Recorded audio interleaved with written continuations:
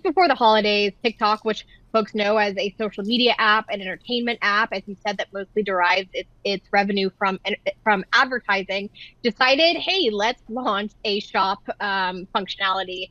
So now people who post videos on the app can also tag things. Brands can upload their merchandise, and you can kind of scroll through on a separate tab that looks like Amazon. They came out with this just before the holidays, and this goal for next year kind of builds off that momentum in a really big way. We've seen a lot of big tech companies in the past, think of Meta's Facebook and Instagram, YouTube Shopping, who have kind of rolled out the ability to shop. Meta's scaled those things back. So you've seen big tech kind of get involved in this space, but this to me looks like the first real competitor from somebody who comes from a social media background, who seems to be getting like real true momentum, convincing people to shop in frankly a different way than say Amazon or Temu or Shein, and shop on their social media platform. Does it seem like it's working for YouTube? It's working for Instagram? The social, like combining the social elements with commerce. How's it working out for them? We don't hear about it a lot, and I think that that's a pretty good indicator. We've seen Meta's a good example with Instagram. People do buy things off of social media, but most of those things are coming from ads, or those purchases are happening off the platform. What TikTok has done is basically like created this walled garden on the app where not only are you kind of seeing people talk about things, they're not linking out to other platforms, you're actually doing the whole purchase right there on TikTok. So that is a very distinct difference. There are some ads, there are just regular posts. There are influencers who get paid if people buy from their posts. But I think the real big distinction here is they are managing all of the inventory. They're matching influencers with these brands. Okay. They're helping the brands actually sell stuff.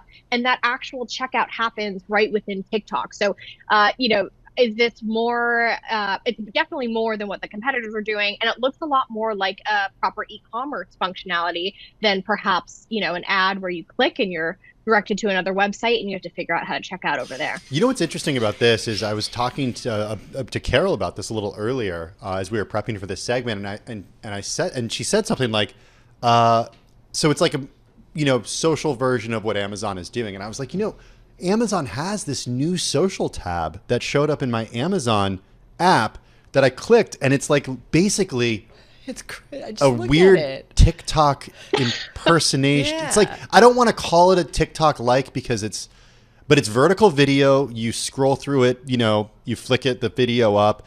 It's really weird. I don't know, Alex, what do you make of it? It's different. It's different. I okay. believe it's called the Inspire tab. And we actually broke some news earlier last year that Amazon was trying to pay influencers $25 a video to post there, which in the influencer space, that's tiny amounts. So Amazon seems to be mostly paying folks for those videos. As you say, the experience is just not the same.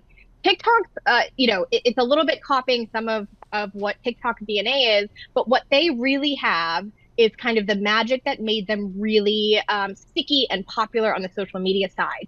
They have this algorithm that if you're interested, Tim, in dogs and cooking content, but Carol's like me and she loves watching F1 race cars and also might have a puppy at home, our feeds will look really different. We both might see dog stuff, but we'll see things that are really catered to us. What Shop is doing is layering on to that, saying, hey, dog walking creator, here's a leash that you can tag in your post and check out right on the app. They're trying to really seamlessly integrate that discovery process of finding new things into a really entertaining format versus Amazon. If you're on the Inspire tab, I would love to hear from you. I don't hear from a lot of people who are looking there, but most of the time when you go to Amazon, you're hitting that search bar, you're typing in tube socks, and you're checking out for that the only one time, item. The only time I go to the Inspire tab is when I accidentally click it. He's like, whoops.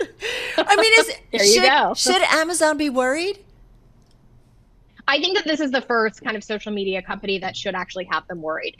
TikTok and its parent company ByteDance and its sister app Douyin in China have really figured out social commerce in Southeast Asia. Now, it's a little bit different over there. It's mostly focused on live shopping. According to my sources, the companies have discovered in the UK and the US, people shop here differently, mostly in your feed versus live shopping. And they're figuring that out and they're being agile. Instead of just running into kind of a roadblock saying, hey, our strategy over in Southeast Asia can't just be a copy paste here in the US. They're making big changes and hiring people with retail backgrounds. So amongst all of the efforts that we've seen out of big tech companies, this is perhaps the first one that should pose a bit of a concern.